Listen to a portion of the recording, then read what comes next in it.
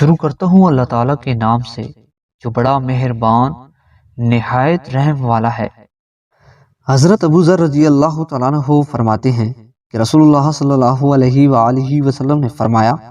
باطنی اعمال میں سب سے افضل مرتبہ اس عمل کا ہے کہ اللہ ہی کے لیے کسی سے محبت ہو اور اللہ ہی کے لیے کسی سے بغض و عداوت رکھی جائے۔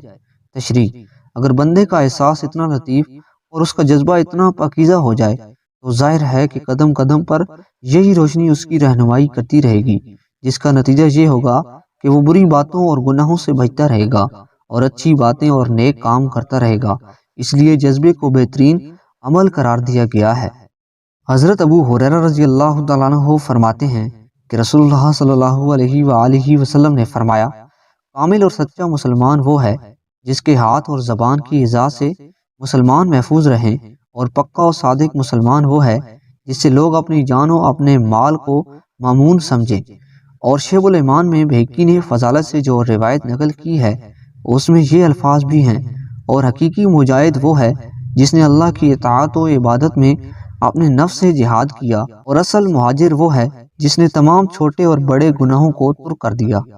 تشریح: صحیح معنوں میں مومن وہی ہے جس کا وجود اللہ کی مخلوق کے لیے باعث اطمینان و راحت ہو، لوگوں کو اس پر پورا اعتماد و بھروسہ ہو، اس کی امانت و دیانت، عدالت و صداقت اور اخلاق و پاکیزگی اس طرح نمایاں ہو کہ نہ تو کسی کو اپنے مال کے ہڑپ کر لیے جانے کا خوف ہو، اور نہ کسی کو اس کی طرف سے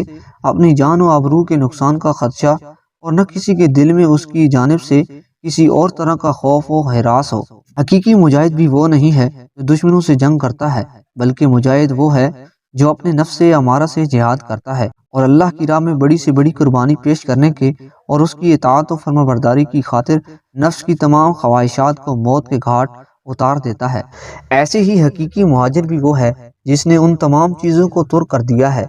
جن سے اللہ اور اللہ کے رسول صلی اللہ علیہ وآلہ وسلم نے منع کر رکھا ہو۔ اس لیے کہ ہجرت کی حکمت یہی ہے کہ مومن اطاعت الہی میں بغیر کسی رکاوٹ کے مصروف رہے، اور اللہ نے جن چیزوں سے منع کر دیا ہے ان سے بچتا رہے۔ مہاجر کی حقیقی شان یہی ہے۔